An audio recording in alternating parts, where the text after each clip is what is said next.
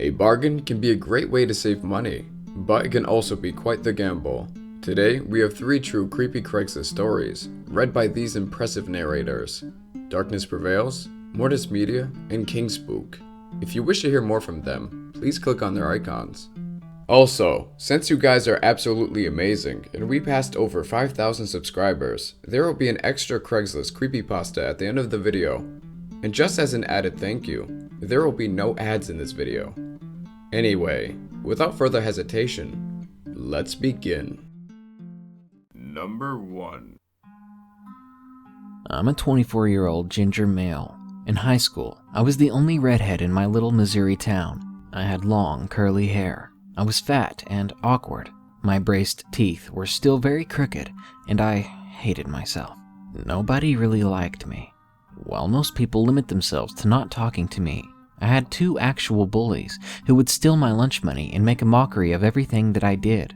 Of course, these kids were popular and had good grades and generally good interactions with everybody else, as far as I know. So it was very hard to convince teachers that they were doing me harm. And they got away without ever facing serious consequences. I was frequently told that I had to stand up to them, but how could I?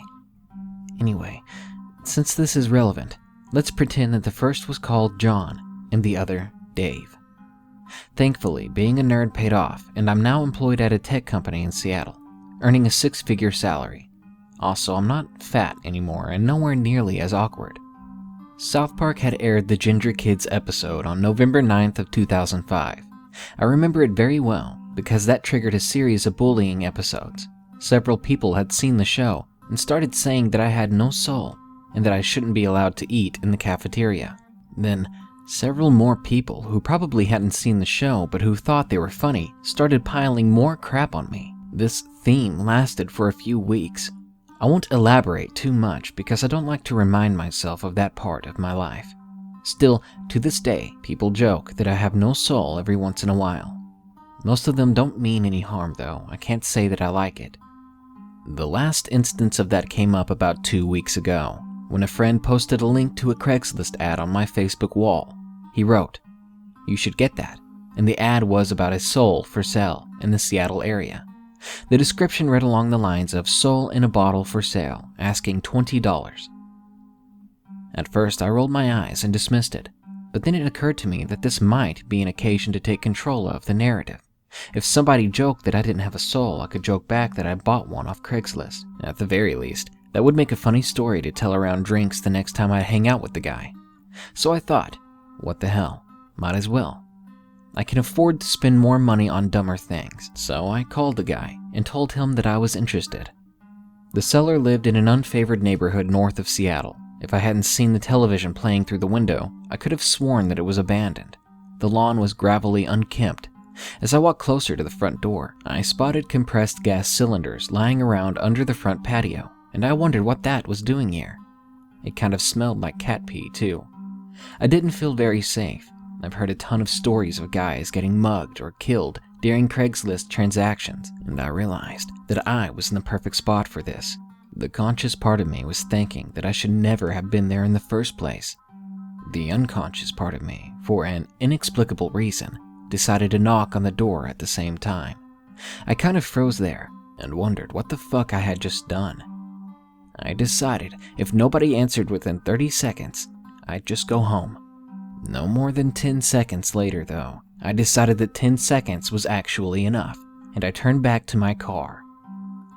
But just as I was getting into the driver's seat, I noticed a black man running down the street. He waved frantically his hand to catch my attention, and I noticed that he was holding a small Mason-style jar. So he caught up to me and caught his breath. Then asked me if I didn't check source from Craigslist.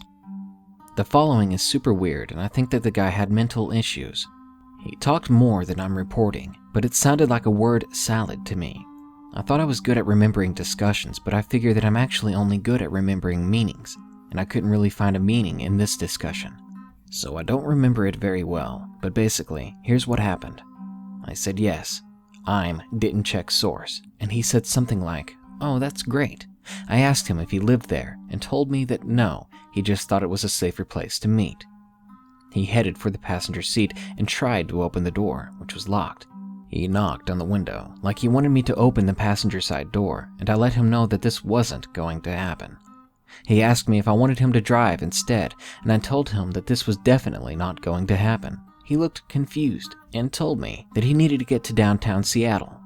I told him that this wasn't in the ad, and he never told me that, but that I would call him a taxi and he could go with the money that I was about to pay for the item.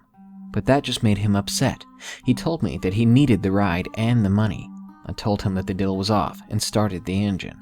He angrily looked at me, sent me the finger, and threw the jar in the lawn.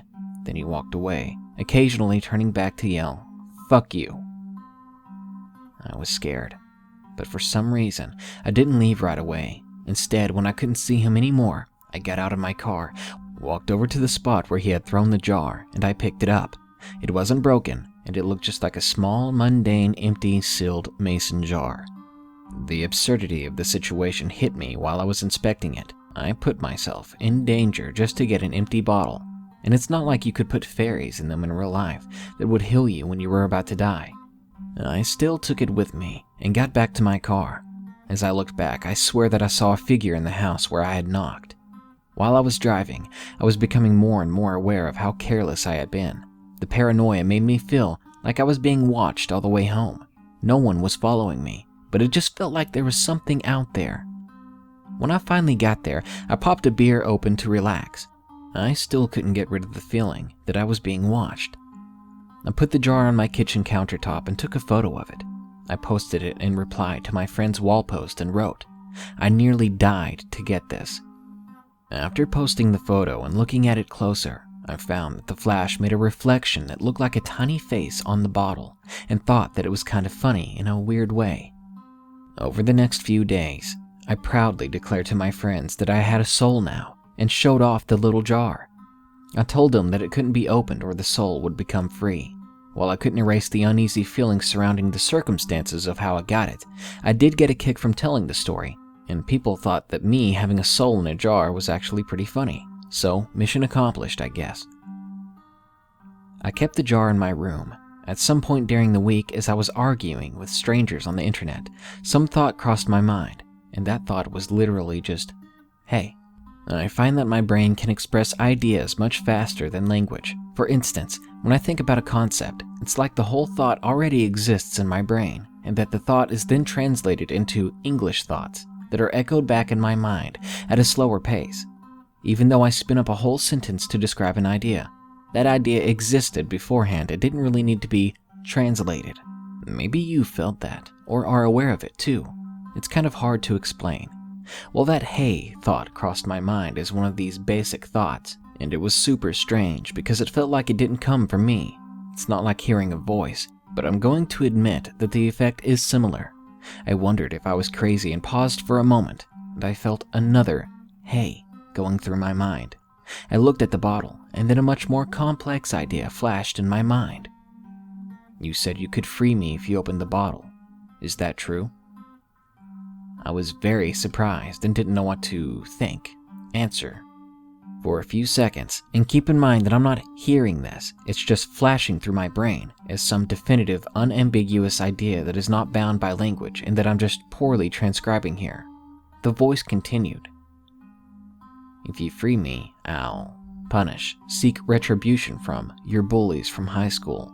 I'll right the wrongs." I definitely thought that I was crazy. Was this bottle actually talking to me? In my head, the voice had completely stopped. I wasn't sure what to do, so I took the jar and slowly unscrewed the lid. As it was opening, there was the same kind of psst that's there when you open a soda bottle, except that it lasted much longer, probably over 15 seconds actually, and then nothing. I completely undid the lid anyway, but absolutely nothing else happened. I woke up one morning just a few days later to find that John had died in the freakiest accident. Apparently he would sleepwalk once in a while, and that night, around 2 a.m, he found himself just outside his apartment in boxers. He lived above a convenience store, and the security cameras caught the entire event. As John was walking out, it looked like an invisible man was pulling his hand until he was in a specific spot, and then the old high school bully just stood there without moving. A few seconds later, a car hits a fire hydrant on the other side of the street, and the water pressure somehow sends the hydrant right into John's skull, crushing it against the wall. Apparently, the driver had fallen asleep when he hit the fire hydrant. I looked at the open jar on my desk and wondered if it was possible that it had anything to do with it. I went on with my day with that thought on the back of my head. No, it couldn't be possible, I thought, because souls may or may not exist, and if they do, it wouldn't make sense that you can trap them in a bottle. But still, through the day, I started wondering, what if it did? And I started worrying. Did I unleash some powerful spirit on my enemies? I hated them, and in any other circumstances I would have been, well, not happy, but kind of indifferent to hear that they had died. But I couldn't really bear that they would have died because of me.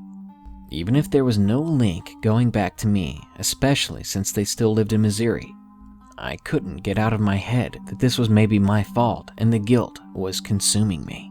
At the end of my workday, I decided to do something that I thought I would never do, and I found Dave's parents' contact information because I needed to know if he was still alive for my sake.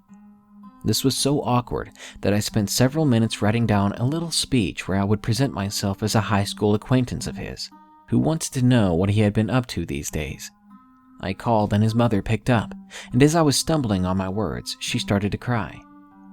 "Dave's been admitted to the hospital this morning, on floor 14. I knew what she was talking about. Floor 14 is the psych ward of our high school town's closest hospital. She told me that he woke up completely delusional the day before. His speech made no sense at all. When he got to the kitchen and saw the jam, he completely freaked out and threw the jar on the ground, grabbed a piece of broken glass, and started slicing his veins open. His girlfriend, with whom he lived, called 911, and he had to be tranquilized to be brought to the hospital. She also called his parents. So far, he had been diagnosed with a very sudden and very extreme psychosis. It had only been one day, but doctors could already tell that he was not responding very well to drugs. I was floored when I hung up. Out of my 2 bullies, one was dead and the other had gone crazy. A few days after I myself heard a voice that promised to fuck them up, seemingly from a bottle that I got from a crazy drugged man. I grabbed the bottle and didn't know what to make of it. Last night, I had a dream. I saw a silhouette that told me that he had filled his part of the agreement, but he found that he was still bound to the jar and couldn't pass. The silhouette asked me, with barely discernible impatience, when I planned to fulfill my part of the agreement. Number 2. My story starts in 2014. I've had cash tucked away for a while to upgrade to a desktop. At the time, I had a Samsung notebook which was tiny, with a crappy Intel Atom processor and barely 2 GB of RAM. It was okay for light use such as office work and internet shopping, but gaming was out of the question. And as a gamer, I would jump for the chance to game on a PC with mods and games and crap. Anyway, I'm on Craigslist looking for a desktop computer in my region late at night. I was scrolling down the page looking for a desktop that had Windows 7 on it, 4 GB of RAM and a decent CPU. I then came across a listing. This PC had 8 GB of RAM, Core i5 processor and a Gigabyte 710 GT, which was a really good graphics card at the time. Asking price? $120, which seemed like a damn good steal to me. So I logged into my account to get the seller's number for his listing page. I had a crummy old Nokia, but it still worked and dialed the numbers to get to the seller. The phone began to ring, and 15 seconds later of waiting for the seller to pick up, he finally answers. Yes? He says. His voice seemed old. Oh hi, my name's Terry, and I'm calling you about the listing of your desktop on Craigslist. The one with the 8 GB of RAM and the 710 graphics card. Oh, you're calling about that? Well, my friend, you're the first caller I've had. It's still here and waiting, and I'm free all night. so you can come back it up now. Where are you located? I asked the seller. I'm located at 1234 Dickham Road. So I quickly looked up the address, and 1234 Dickham Road was in the middle of nowhere. Is it okay if I pick it up in the morning? I have a few things on my hands at the moment for the evening and won't be able to make it tonight. I work during the day, but I'm home at the late hours of the night. It may be pretty hard for you to pick it up during the day. But listen, I'll stick the desktop out on the front of my porch. Just slide the money under the door whenever you arrive. Something seemed really sus about this. It was either go with my gut and stay safe at home and find another listing, or ignore my gut and go pick it up now. At this point you can likely tell I ignored my gut and said, okay, well I suppose I can squeeze in some time and pick it up now. I'll be over in 20 minutes. Alrighty, see you real soon, friend. Friend? Why would someone call me friend even though they don't know who I am? Whatever, time to go pick up this beast. I jump in my car and set my GPS for 1234 Dickham Road. I arrive at the seller's place about 20 minutes later. His house looked like one of those houses you would see in rural areas of Australia. The ones with the tin roof and made out of wood or something. Anyway, the porch lights were off, which was strange. He didn't mention about them being on or off, but it would have helped if he had had them on so that I could see. I walk up to his creaky porch and put my hand around to try and feel a rectangular shaped object. But there's nothing. Nothing at all. Perhaps he had second thoughts on where he should put the desktop. Maybe it's inside, I thought. So I knock on the door. There's no answer, and the lights inside his home are all off. I bring up my contacts list on my phone and go to recently dialed and ring the guy. The line rings for about 30 seconds and then says that the number you have been trying to call has been disconnected. We're sorry. You have reached a number that has been disconnected or is no longer in service. God damn. I'm in the middle of nowhere at some seller's place trying to look for a desktop I'm trying to purchase, and I can't find it if the seller's phone has been disconnected already. 10 seconds after getting off my phone, I hear something. Bang! Shit. What was that? I said to myself. I think it came from the back. My guts were telling me to run at this point. Bang! There it goes again. This time I'm spooked out and run for my car, hands shaking as I try and open my door and start the engine. I started it whilst my hands were shaking, and I haul us out of there. 3 minutes up the road, I get a message on my phone for a private number that said, See you real soon, friend. I have a feeling I'll be seeing you again real soon. I got home and I was still shaking. Of course, I was without a desktop. But still, at this point, my life is worth more than a computer. I go to bed and go to sleep. It took a while to relax my mind, but I eventually fell asleep and had a dream. I was back at the seller's place again in my dream. And this time I didn't have my car and it was late night as usual. I'm out the front of his place and hear a bang. The sound is coming from the back. I go around the back to see what's happening and to see if the seller was out back doing something.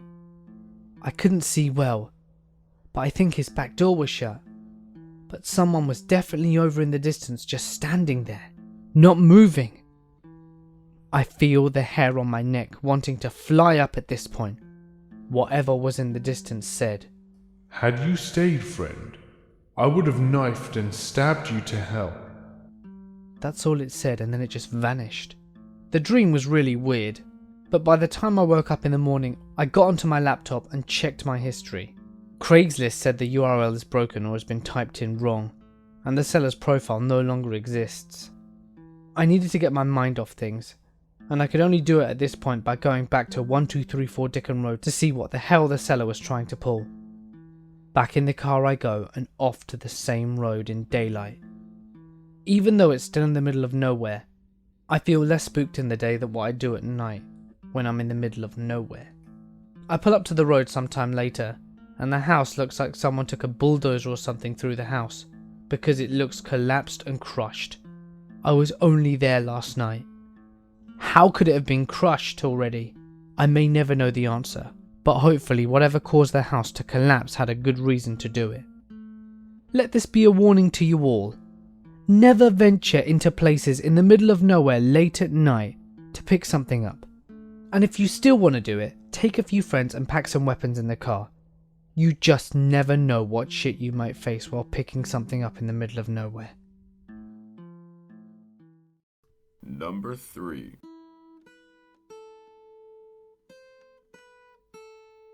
I'll start by saying that I had never used Craigslist until about 1 month ago. That might be weird for some of you, but to be honest, I had never felt the need to buy something from someone else when I could just get it at a store. Because of this, I never really understood how sketchy the website could be sometimes until a recent incident. I wouldn't consider myself to be a nerdy guy. However, one thing that I have had a fondness for since I was a child is remote-controlled aircraft. To me, RC vehicles are simply amazing and really fascinating. Some time back, I had purchased a $150 Blue Angel 64mm EDF RTF jet with some money I had saved up. This baby has a 686mm wingspan, 4 channels, and was ready to fly as soon as I got it. But it didn't take long for a dedicated enthusiast like me to notice a problem with the aircraft. Upon a quick inspection, I found that the receiver was fucking fried. I angrily called up the hobby store that I frequent, ready to explain my grievances. To my surprise, they told me that I couldn't get a refund and that a new receiver for my model would cost $45, assuming that all the other components worked fine. I demanded to know why the circuitry in my brand new plane was defective. But the person on the phone just told me to stop by later if I wanted their overpriced garbage. But I wasn't having any of that shit. So I ended the call and took to Craigslist for a new receiver for the Blue Angel. To my surprise, I found exactly what I was looking for right away. Looking back, I probably should have been at least a bit suspicious. What are the odds that the item I desperately needed was right on the front page? But, of course, I just chalked it up to good fortune and contacted the seller right away. Let's call him John. John sounded quite normal over the phone and was pretty enthusiastic about doing some business with me. We agreed to meet up 3 days later in a park that's located about 35 minutes from either of us. When the day finally came, I was pretty excited. The thought of flying my new aircraft was, to say the least, tantalizing. At work, all I could think about was getting the receiver and flying my aircraft. The seller and I were scheduled to meet at 6:45 p.m. that day, so I left my house at around 6. Right as I was about to leave, I got a call from John. There was going to be a change of plans, he said, and we would have to meet outside of a convenience store. This struck me as a bit odd, but I went along with it anyways. By the time I got there, it was already 7:15. I was ready to apologize to John, but he was nowhere to be seen. He's probably late too, I thought to myself. At least I'm not the one who's going to be embarrassed. As I waited outside the convenience store, it started to get a little cold and the sun began to disappear. I decided to get into my car and wait in the parking lot instead. I listened to some music for a while and I must have dozed off because when I came to my senses, it was almost 9:30. Shit. I looked at my phone to find one missed call from John. I called his number back and nervously waited for him to pick up. As soon as he answered, I apologized profusely for my laziness and lack of awareness. I waited for him to respond, but no answer came. Weird. Without warning, he ended the call. Confused and a little unnerved, I decided to wait a bit for him to call me back. While I was waiting, I noticed that the parking lot was completely empty. The convenience store was still open, and I could see a guy in his 20s at the cashier's desk. Across the street, there was a large Art Man furniture store. It looked like it had been closed for at least 6 months or so. The inside was obviously empty of furniture, and the paint on the building was beginning to peel. Most of the front was made of large glass panes so that it would catch the eye of a passerby. I waited for at least 20 minutes, but I didn't get any calls. I decided to call John one more time. He picked up this time, and I wasn't met with silence. He told me he was running late and that he was really sorry about the whole thing. He even offered to reduce the price of the receiver for my troubles. Relieved, I told him not to worry and that I would be waiting for him at the convenience store. He thanked me and hung up. He seemed a little off throughout the conversation, but I brushed it off as nothing. I was about to settle in for a little longer when a realization hit me. I had been using my work phone to call John this entire time. How the fuck did this guy get my work phone number? I thought back to earlier when I was about to leave my house. John had called me to let me know that he couldn't meet me at the park. With an overwhelming sense of dread, I realized he'd called my home landline number. I had absolutely no fucking clue how he contacted me through those numbers. I guess he could have used a phone book to call my landline, but why would that be necessary? Another thing that scared me was that my landline rang as soon as I walked past it. It was almost as if he knew where I was in my house when he called. My first thought was to drive home and call the police, but what would I tell them? That some guy called to let me know he was running late? And besides, I felt like that was exactly what this guy wanted me to do. So instead, I got out of my car and walked into the convenience store. I must have entered pretty fast because the cashier jumped when I came through the door. I apologized under my breath and headed straight for the bathrooms. Each passing second heightened my paranoia. I glanced at my phone. 10:49 p.m. Why the fuck was this man taking so long? Why did he have to be so cryptic? It dawned on me that I should have questioned why he wanted to change locations, but there was nothing I could do now. I splashed some cold water on my face and exited the restroom. The cashier looked at me with disbelief when I walked past him. His face was pale and clammy, and his movements were sporadic. "Something wrong?" I asked. "Dude, I just saw you get inside your car. How did you get in here?" he replied. We both looked at each other and both realized the same thing. He started to freak out and hyperventilate. "I think someone's after me," I told him. "Quick, call the police. Call them now." "Fuck, man. Should we call the police? We need to call the police." "Yeah, I'm gonna call 911. This is crazy," he said, half shouting. He picked up the phone and dialed the emergency number when the lights flickered off. Pale orange illuminated the walls and ceilings as the emergency lights activated. The power was out. The cashier crumpled into the fetal position, muttering to himself. Poor guy must be having a panic attack, I thought. I was convinced that this Craigslist guy was a psycho. Crouching down, I made my way through the aisles until I found one of those small knives used for camping. I needed a way to protect myself in case John decided to make a move. The blade was 4 inches, so I knew it could be used for self-defense to some extent. Taking cover behind a shelf of magazines, I slow-peered out of the convenience store window, hoping to catch a glimpse of John in my car. He was nowhere to be seen. Okay, what's my next move? I thought. Right, call the police with my own phone. I dialed 911 and got in touch with the operator. I explained mostly everything and gave her my location.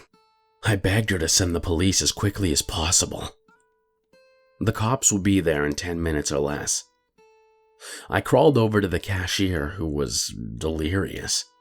He was mumbling gibberish, and his eyes were darting left and right. I couldn't blame him. I was scared as hell too. But it seemed like he was trying to tell me something. Somehow, through his incoherent babble, I could make out the words Art Van and Saw Him. I snuck a peek at the furniture store across the street. John must have been watching me from there, I realized. When he saw the cashier pick up the phone, he somehow cut the power. How long had this man been stalking me, watching my every move? I looked over at the cashier again and saw him lying on his back, eyes closed. I checked his pulse, which was much too fast. John must have poisoned this guy somehow, I realized. He had set me up from the beginning. He anticipated every action I had made so far. But I was going to change that. Whatever twisted plan he had for me was going to be foiled. It was either his life or mine, and I definitely planned on staying alive. For the next 15 minutes or so, I inspected the convenience store and made a mental note of every entrance or exit. My goal was to hold this psychopath off until the police arrived. Somehow, he was able to evade my vision, but I sensed danger. He was there, and I was sure of it. I started to get anxious. Where were the police? I wondered. Had John somehow redirected them somewhere else? I still had no clue what this man was capable of, and I didn't want to find out. My heart was beating harder than ever before. My breathing became heavy and ragged. Is John just waiting me out? He must be trying to mentally break me. It was working, because I was on the verge of breaking down. I forced myself to be as silent as possible. Using every ounce of self-control, I listened for any sound, anything that would reveal John's location to me. Then I heard a car pull up. My first reaction was to lift my head and look out the window, but I stopped myself. It's a fucking trick. John wants me to think that the cops arrived, that my nightmare was somehow over. This is where he will fail, I thought. I crawled over to the door and positioned myself so that if he walked through, I could end him. He had lured me here, attempted to cut me off from authorities, and probably killed the cashier. He wanted to kill me, and he had the full advantage so far. But he wouldn't expect this. John was done for. I waited by the door for what felt like an eternity. I heard the faint sound of shoes against pavement get louder and louder. This was it. It's all about to go down. The door swung open, and with lightning speed, I swung the blunt end of the knife handle into the side of his head. I heard John scream, but after 3 more blows, he was out. Out of the corner of my eye, I saw red and blue flashing lights. 2 county police cars pulled into the parking lot, and the officers stepped out. It was finally over. I made it through alive. I dropped the knife and stood up. I waited for the officers to enter the convenience store. Calmly, I let them arrest me, knowing that I had evidence and even a witness to prove that this man had tried to kill me. The lights had come back on, and I saw the scene clearly for the first time. The man I had almost killed was not John. He was the owner of this convenience store, and he had decided to come in for a surprise inspection, I later learned, but had no clue what was waiting for him. But that wasn't all. The cashier, according to the police, was under the influence of 4 different hallucinogens and depressants. They found acid tabs in his pocket and weed under the desk. He had been high since I first walked through the doors. Suddenly, His strange behavior made sense. His sweating and erratic movements were the result of his drug use. The cashier almost overdosed and was close to death by the time the police arrived. John didn't poison him. This meant that everything he had told me was false. John never entered my car. John was never inside the art van across the street. John was never even here. I still didn't understand how John had found my work phone number and house phone number, but the answer was right on my Craigslist profile. I had listed all my phone numbers in case my normal cell phone was dead or lost. How could I just forget something like that? How? When John called my landline, I coincidentally happened to be walking by. When I called John to let him know I was running late, he'd accidentally put his phone on mute. That meant he could hear me, but I couldn't hear him. When I called him a second time, he had just gotten out of a minor fender bender. Unfortunately, the person who John rear-ended was a real dick and made things pretty difficult for him. By the time John had everything sorted out, it was late. When the druggy cashier was about to call the police, the power went out.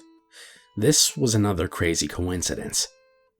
It turns out, this particular convenience store experiences power outages 2 to 3 times a week. There was an insect infestation in the main fuse box, they discovered. The cashier, being high out of his mind, collapsed due to the sudden change in brightness of his surroundings. And of course, this just fueled my paranoia even further. And finally, John was never going to meet me at that convenience store. I drove to the wrong location. John was actually planning to meet me at a convenience store 14 miles from the one I was at. In my giddy anticipation and excitement, I had taken the wrong highway exit. John would have called me to check where I was, but his phone had died. We were going to meet at a park, as you might recall, but the park had been closed due to reports of aggressive animals in the premises. John never meant me any harm. He was an RC aircraft enthusiast like me. Looking back, I created most of my fears on my own. Now, I face assault and attempted murder charges. I'll probably spend a few years in prison, according to my lawyer, if I go to prison at all. More likely, I'll be visiting a mental rehabilitation center for the next several years of my life. If you should take anything away from all of this, it's this. Be careful on Craigslist.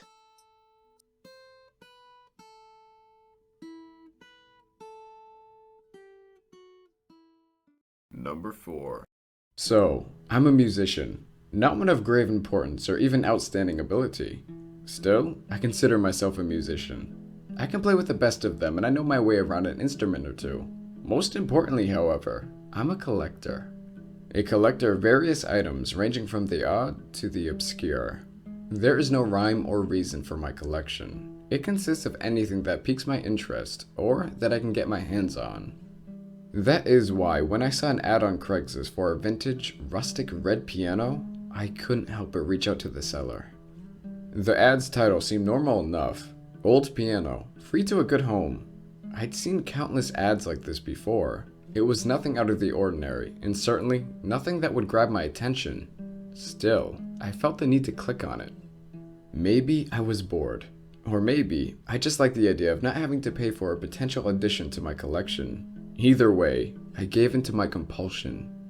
Upon clicking on the ad, I was greeted with an anonymous and intriguing story. It read something like this. I am offering my piano to anyone who is willing to come and pick it up. It is very old, but still playable. I can prove this upon your arrival. It is red and bears no brand markings. This is because it was made by my great-grandfather. This instrument is one of a kind. He went out himself and chopped down a redwood tree to provide the wood to build it.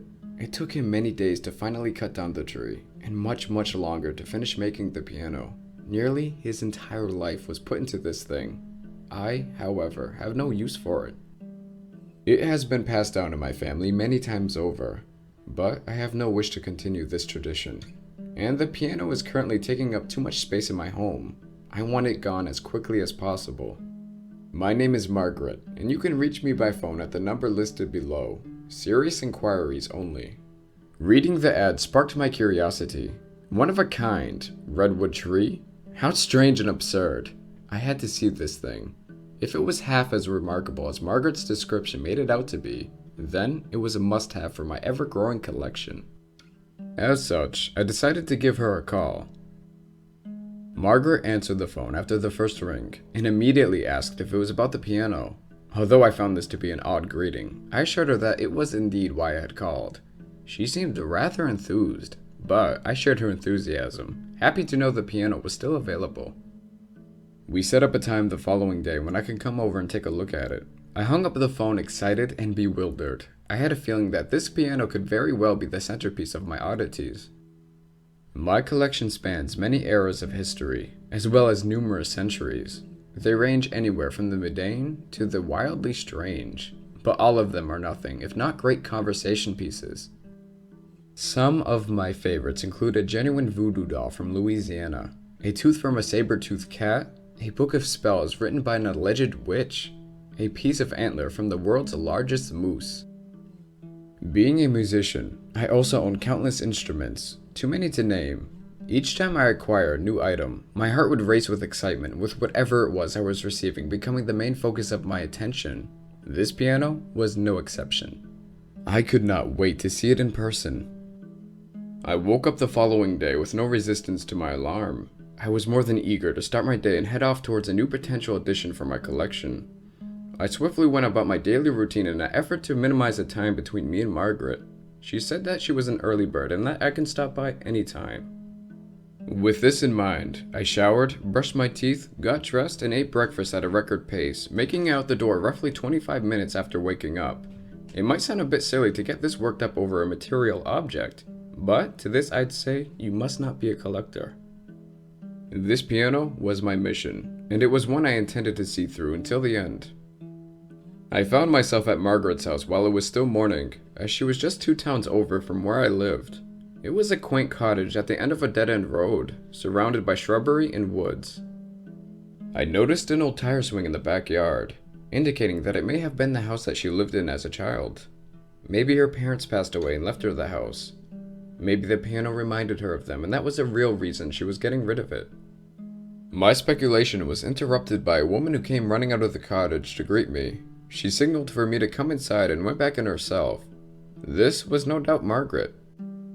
I never told her what kind of car to be in, but I assumed not many people come out here in the middle of nowhere and park in front of your house.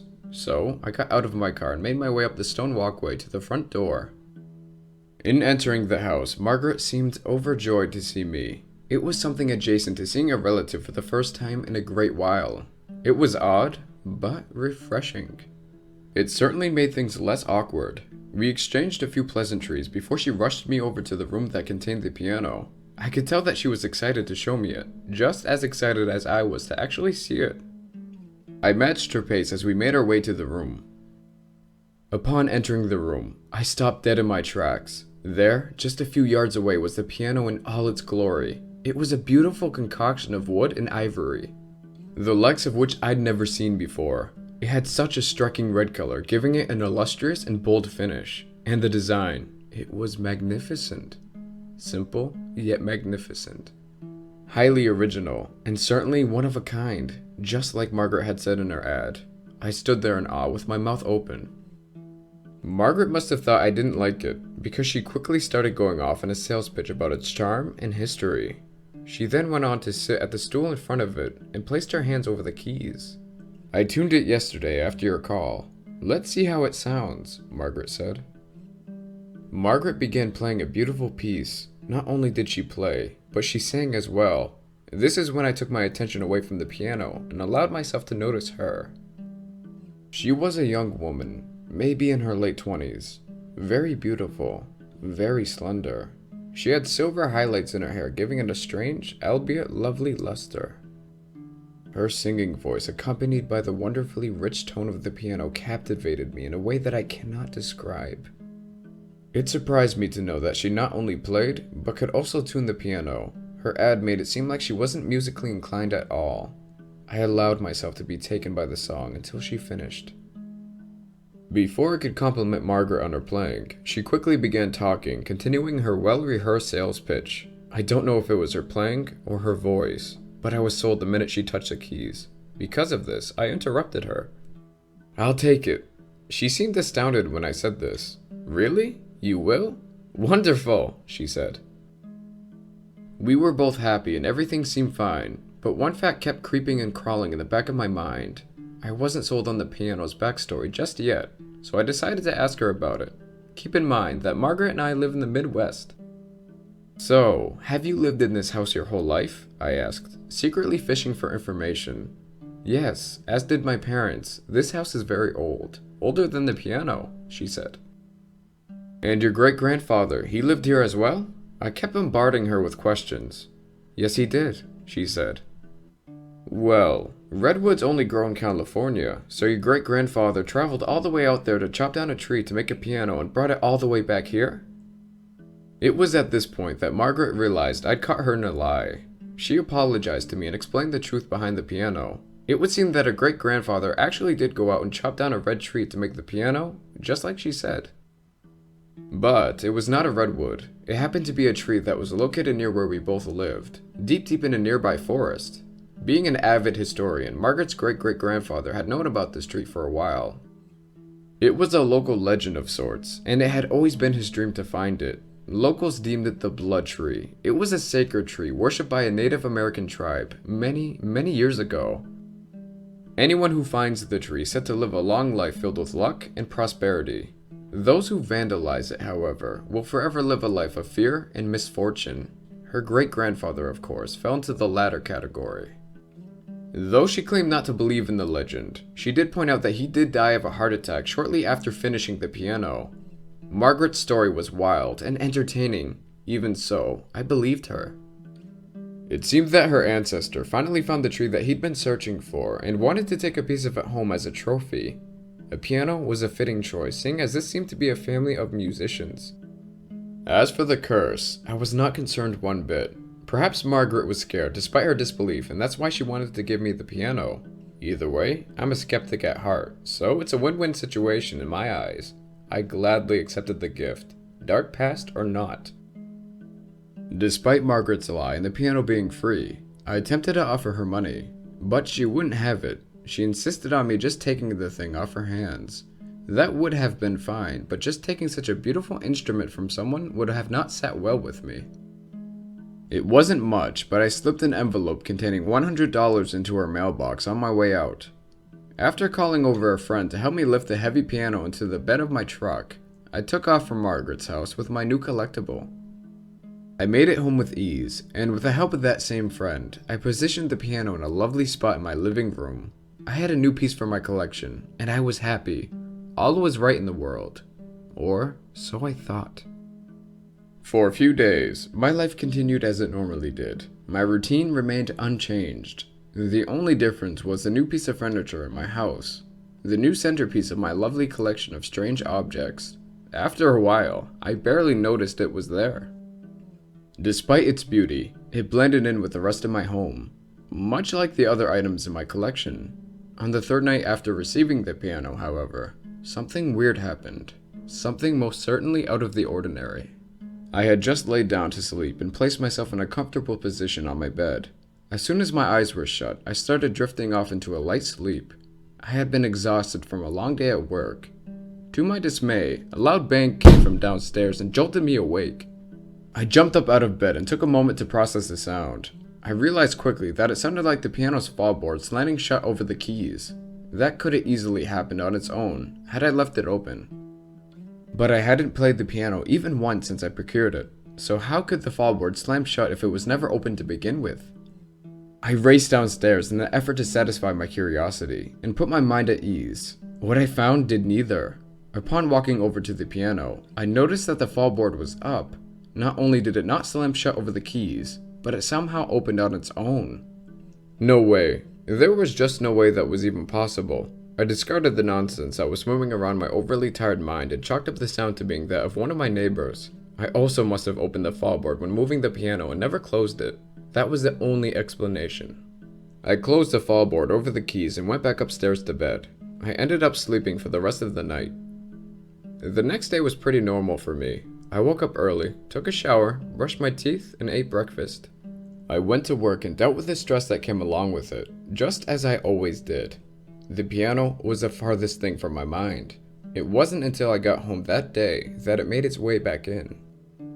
I opened the door to my house and immediately felt a cold gust rush from within. This was strange as I didn't leave the AC on, and it wasn't a particularly eventful day as far as weather goes. Brushing this off, I walked into the living room and set my jacket on the couch. I then looked up and noticed the piano. The fallboard. It was up. That couldn't be. I knew that I closed it the night before when getting up to inspect that strange sound. I absolutely knew it. This got me thinking, was someone in my house? I sped around my house at full speed with a kitchen knife in hand, ready to attack an intruder if there was one. I raced up and down the stairs, covering every inch of the house. I checked and rechecked every room, making sure I was completely alone. And as it turned out, I was. Eventually, I found myself back in the living room, in front of the piano. I looked at it once more, noticed that the fallboard was down. Was I going mad? No. I was just experiencing the side effects of a long day at work, nothing more. I must have just thought that the fallboard was up when I came home. That's all. At least that's what I told myself to keep from dwelling on the situation. Still frazzled from the stressful day I'd had, I'd made my way to my bedroom and attempted to catch some shut-eye. I changed out of my work attire and into my nightwear, then plopped down on my warm and comfortable bed. A good end to a bad day, I thought. As luck would have it, I wouldn't be getting any sleep just yet. Quickly after shutting my eyes, I heard another sound coming from downstairs. This time, it wasn't a loud bang. No, not at all. This time, it was music. Not just any music either. It was the piano. How could this be? Was somebody really in my house this time? Or could it be, was the piano playing itself? Neither option sat well with me. With nothing but adrenaline to guide me, I ran downstairs at full speed to catch a culprit of these late-night antics. Upon doing so, the music stopped, and I actually watched the fallboard slam itself shut over the keys. My heart sank, and I stood in place at the bottom of the stairs, completely and utterly in shock. After a few more moments of being a statue, I raced back up to my room and locked the door behind me. In a nervous slur of movement, I ran over to my bed and leaped onto it, unable to comprehend what I just witnessed. I sat there contemplating. All the while, a vile mixture of fear and confusion brewed in the pit of my stomach. What the hell was going on? Eventually, the fear and confusion subsided, allowing melatonin to take over and do its job. I fell asleep and managed to stay that way until the next morning. I woke up to the sound of my alarm clock early the next day. I sat in bed for a few moments and wondering if the events from the previous night were nothing more than a dream. No, I knew that wasn't the case, but I gave in to the notion anyhow. Living in a state of denial was better than living in a world where I was going insane. I was so good at indulging in this falsehood that I actually managed to convince myself that it really was a dream, or at least the product of an overactive imagination. It was a splendid defense mechanism, and one that allowed me to go about my day without fear or unease. I left, went to work, came home, and went back to bed. Everything was back to normal, just because I told myself it was. But lies only stretch so far. Eventually the truth catches up with you, when you least expect it. As I laid there in bed, ready to sleep through the night, I heard the piano once more. I jumped out of bed rather abruptly and assessed the situation. What the hell was happening here? Was I truly going insane? If not, was this instrument really playing itself? Was there really an underlying layer of this world governed by laws of the supernatural, allowing this piano to be haunted in some way? I thought about it for a few moments as the song went on, and then it hit me. This wasn't paranormal. No, it couldn't be. This was a cheap parlor trick. Margaret created quite the jest. She outfitted the piano to play itself, much like the player pianos they had in the saloons way back when. This was just a prank. A laugh at my expense. That's why the damn thing was free. I ran downstairs to solve the mystery once and for all. Of course, as soon as I hit the bottom step, the piano stopped playing. I walked over to it calmly, confident in my new theory. I opened the thing up and looked inside, begging the piano to divulge in its inner workings to me. It did, but I was surprised by the result. This was just a normal piano. Nothing extra was added in its creation to make it play on its own. Nothing at all. Stunned by this new revelation, I stepped back from the piano. My calm demeanor was no more. I stared at the redwood and ivory keys before me and almost felt compelled to ask, "What are you?" Instead, I remained silent. This silence, however, was quickly obliterated by the sound of the music of the piano starting to play itself once again. I wanted to run, but the terror kept me still. I watched as a horror unfolded in front of me. The keys were being pressed down harder than before, by some unseen force. The piece was also being played at a faster tempo. As if that wasn't enough, picture frames began falling off the walls. It felt as though my house was shaking. A lamp in the corner fell over, bringing my attention to that side of the room. That's when I saw it. Standing right outside my living room window was a dark figure. I couldn't make out any of the features on it. The moonlight wasn't enough to reveal this living silhouette's identity. I'd had enough. I gained some composure and ran back up to my bedroom. I locked the door behind me and climbed back into bed. All the while, the song raged on. The house continued to shake. The dark figure, for all I know, it could have made its way into the house. Knowing this, my heart and thoughts raced at an equal rate. I was beginning to believe that I was neither crazy, nor did Margaret rig the piano to play on its own. This was something entirely different, something not of this world. Just as I came to this realization, the music stopped, and so did the shaking. With nothing left to do, I slept. It was no easy task, but fear has to taper off at some point, and it eventually did, allowing me to escape the madness of my world and enter the realm of unconsciousness. I would have been grateful for this, had it not been short-lived. I awoke a few hours later to the house filled to the brim with utter silence. Honestly, it was so silent that I immediately took notice. Normally, I'd at least hear the house creaking, or even the buzz of nature from outside, but none of these sounds were present. I got up and looked out my window for a clue. The world outside my room was still. No wind, no cars, no animals, and no people. Nothing. It was peculiar. Sure, it was the middle of the night, but where were the crickets chirping, the frogs croaking, and the trees swaying? Where was the life outside my home? For the matter of fact, where was the life within it? I seemed to be the only moving facet in this eerily frozen world. I hesitantly ventured downstairs for any further indication as to why everything seemed to be suspended in time. As I reached the bottom step, I looked over at the piano. There was something off about it. I walked over to it and realized that a few of the keys were pressed down. I attempted to touch them, but they would not budge. In pressing the other keys, I realized that none of them would budge at all. Unsettling? Yes, but not so much compared to what I saw to the left of the piano. It was so dark I almost didn't see it. Standing completely still next to the piano was that dark figure. When I noticed it, I jumped and let out an awkward and fearful grunt of sorts. The figure did not react. It was as if it was inanimate along with the rest of the world. I decided to use this opportunity to my advantage. I crept over to the figure to get a better look at it. I noticed that it was wearing some sort of dark cloak, one that covered its entire body. In the face of the shroud, I saw nothing but pure darkness. I cautiously attempted to pull the hood off its head, but much like the piano keys, it would not budge. I stood there staring at the figure for a few more seconds before a familiar sound filled the room. The piano started playing again, and in an instant the world came to life. I could hear with it the sounds of my house, as well as those of the outside world. I also noticed that the figure in front of me had a swirling aura of energy surrounding it. It was a pelt of darkness wrapped around the shadowy figure, cloak and all. Before I could even react to its appearance, the dark figure hastily reached out to grab me with a skeletal hand.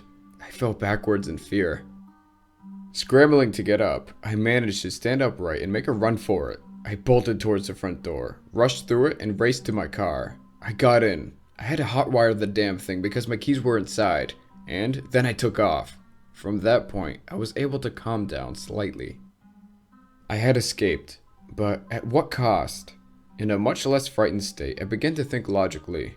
Was I just going to abandon my house and all my belongings just because of this spirit? Was I going to quit my job and leave town? No, of course not. Just the idea of this was preposterous. Running away was not an option. Driving in circles around my neighborhood, I weighed my options. I could go back and try to destroy the piano. No, bad idea. That could make the spirit angry, and it might attach itself to me in the process, if it hadn't already. I could tough it out for one more night until I come up with a better course of action. Nope, I didn't like that idea either. And that's when a solid plan came to mind. One I'm surprised I hadn't thought of earlier. I peeled out of my neighborhood in a fury and sped off to my next destination. I was going back to the cellar. Surely she would know what was going on. Perhaps she can even help. At the very least, I could give her a piece of my mind for selling me a possessed piano. Either way, I would feel a little better. The drive was a blur. My mind was in such dire straits that I drove on autopilot the whole way there. In seemingly no time at all, I found myself smack dab in front of Margaret's house, desperate and troubled. I knew it was late, but I didn't care. I had nowhere else to go. I couldn't call the cops, or tell a friend. No one would believe me. And even if they did, what could they do to help? Out of luck and out of options, I walked up the stone path to Margaret's door. Just as I was about to walk up to the door and knock, something happened. My march was impeded. The dark figure from my house appeared directly in front of me, keeping me from reaching Margaret's door. I backed up a bit, confused and frightened. But the figure did not follow. I ran back to my car to make a getaway, but the figure remained at Margaret's door. Perplexed, I walked back up to the stone path. In reaching the figure once again, I examined it. It was still just as it was in my house before springing to life. Keeping that in mind, I treaded lightly. I reached around the figure slowly to knock on the door, but I was stopped. The figure came to life once again and grabbed my arm with its skeletal hand. I tried to run, but it had such a tight grip on me that I couldn't move. Not only this, but I could feel its presence anchoring me to the ground. I can't explain it, but even without its hand, this thing had its hooks on me. I cowered before the figure, and it leaned over to me, almost as if to say, Leave this place. It then vanished into thin air, right before my eyes. I gained some composure, ran to my car, and quickly left Margaret's house. I spent the whole ride home thinking about what just happened. It would seem as though the piano would not let me return to Margaret's house. I was its owner, and that's the way it would stay until I gifted it to someone else. The only issue with this theory is that I could not do that to someone, even a complete stranger. The problem was mine to deal with, and mine alone. I would have to discover a different method to ease my woes. I arrived home shortly thereafter, and reluctantly opened the front door to my home. Everything appeared normal for the moment being. I took advantage of this and headed up to my room. I locked the door behind me, not that it would help though, and threw myself into the mess of blankets and pillows that was my bed. The song started up again. I continued to lie down, sick of the repetition. I felt the house shake, but I remained unmoved. It wasn't until the banging on my bedroom door that I started fearing for my life. The banging grew louder, and I jumped out of bed and started pushing my dresser towards the door. A blockade was the only solution I could come up with. After placing the dresser in front of my door, I rushed back to bed, inspecting the door while the banging continued. I realized that both the door and the dresser were moving. It was slight but noticeable. Before I knew it, the dresser toppled over to the floor, spilling its contents as it did. Safety was too much to ask for, it seemed. I covered myself in a blanket, attempting to tune out the ruckus around me. The banging persisted, but I chose to focus instead on the song, and for the first time, I allowed myself to properly listen to it. Upon doing so, I was pleasantly surprised. It was beautiful, dark and sullen, but beautiful. The clash of the ivory keys coupled with the storming melody soothed me. It soothed me to the point that I could no longer hear the banging at my door, or feel the shaking of my house. It's almost weird to say, but I was at peace. Relaxed, I drifted away with the song, seamlessly entering a state of sleep. While in this musical slumber, I dreamt. The dream world I found myself in was different from that of my usual dreamscapes. It was intensely vivid and ambient. Hard to describe, really. Words like surreal and otherworldly just don't cut it. The awareness I had is also difficult to explicate. Lucidity is also too small of a concept. The feeling required more explanation than that. I was completely aware of my surroundings, in a sense that I could feel everything about it. I know that doesn't make much sense, but it's the only description I have to offer.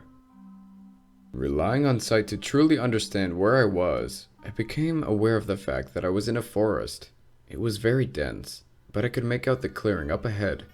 Instead of walking to it, I felt myself floating forward.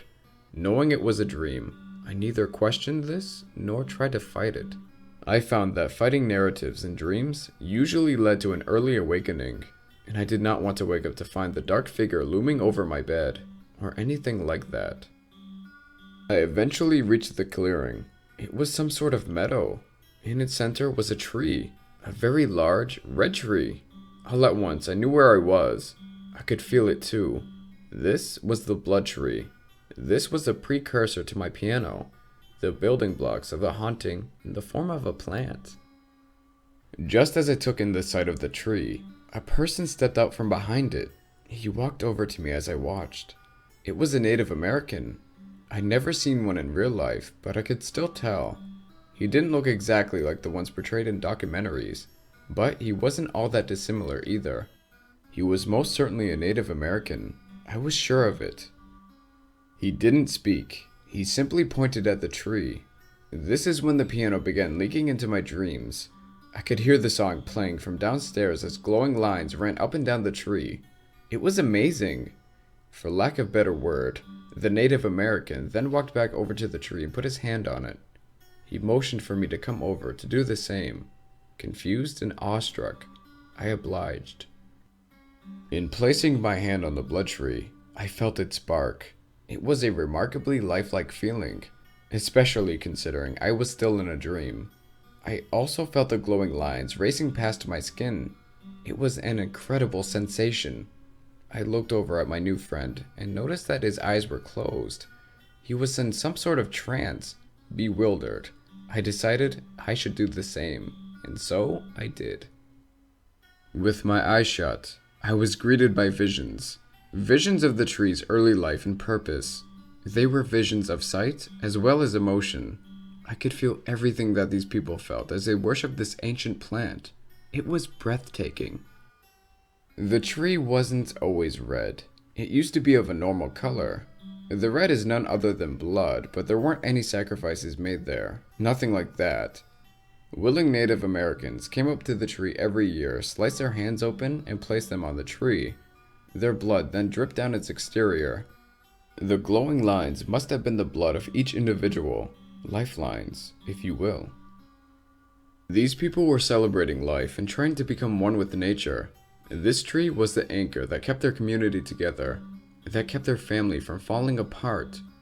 This is where they would play music, laugh, dance, and enjoy each other's company. This is where they enjoyed life. They were free from judgment and the worries from day-to-day stress. They were at peace at this one spot, at this one tree. My visions eventually led me to the burying of their dead. This too was done at the tree. Every native in this group is buried under the blood tree. One of the elders would then play a song on the small organa-like instrument. I recognized it right away. It was a song that was played on the piano, playing every night. It was their song of death. Abruptly, I snapped out of the trance I was in and found myself back at the tree. My friend was now sitting on the ground next to me, back against the bark. He had the instrument from my vision in his hand and began playing the song of death. I listened intently, but he would not finish. Instead, he handed it to me, motioning for me to play. I hesitantly accepted the invitation. I managed to get the hang of the potato-shaped ocarina rather quickly, as it was a simple instrument. As such, I began playing the song. The strangest thing happened when I did though. The tree began wilting. Its bark changed from red to black and its leaves started falling. I stopped playing, but the Native American motioned with his hands for me to keep going, and so I continued. I kept playing this song and the tree kept wilting. My friend was ecstatic. Somehow, this is what he wanted. But I didn't know why. You know how something in a dream could be so perplexing, and it isn't until you finally wake up that you truly divulge in its meaning? That is exactly what happened here.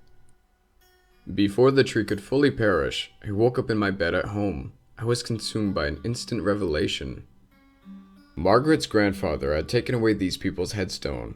More than that, he took away their connection to nature, as well as with one another. The tree and its spirits needed to be put to rest once and for all, and there was only one way to do this. I needed to play the song of their dead on the piano, the whole way through, without interruption. I can't explain how I came to know this.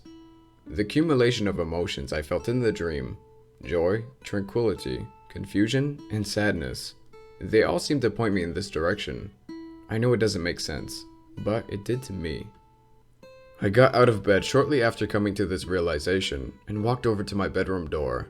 There was no banging, no song, no nothing.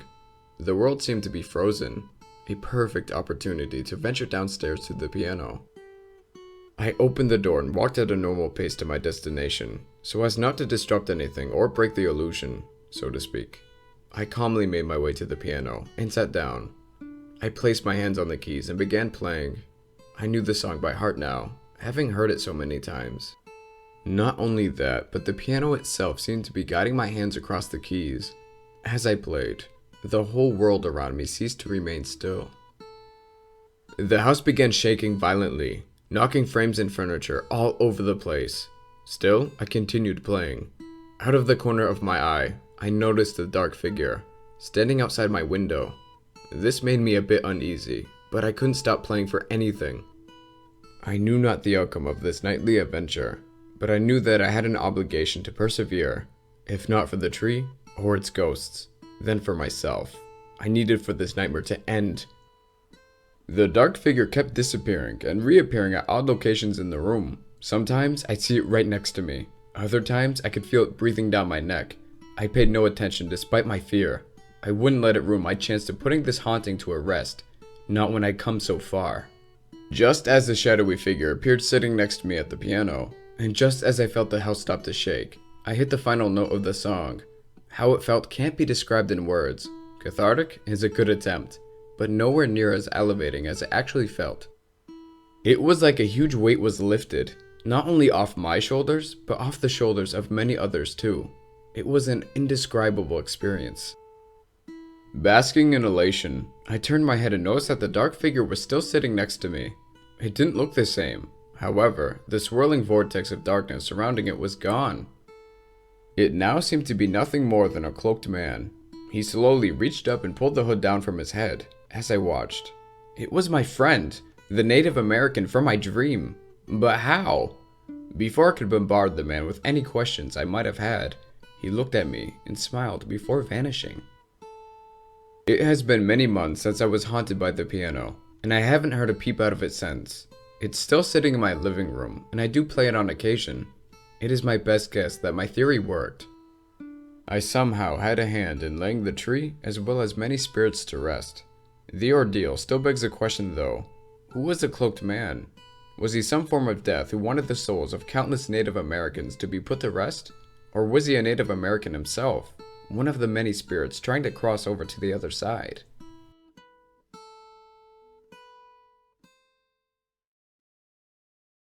I don't think I'll be using Craigslist anytime soon. Also, if you enjoyed, please like, comment, and maybe subscribe. You guys are amazing, and thank you so much for the continuous support. I know videos have been dry in the past couple weeks. That will be changing in the next upcoming week. If you're interested, please check out the narrators in this video. They're pretty awesome. And remember, a bargain can be too good to be true. So, you guys stay safe out there. Until next time.